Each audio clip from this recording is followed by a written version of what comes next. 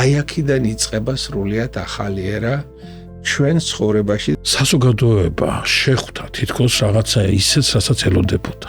განვითარებულ საზოგადოებას ჭირდება ასეთი წიგნიერი ჭეშმარიტი სარწმუნოება. ჩვენი ქრისტიანობა ყოველთვის იყო მაძიებელი, ყოველივე გამორჩეული, თავისთავადი და ასევე ამაღლებული აზროვნებისა. მეფემ თვითონ სამეფო ხარჯები შეამცირა მინიმუმამდე და აღადგინა სვეტი ცხოველი. როცა ეს მხოლოდ ისტორია არ არის.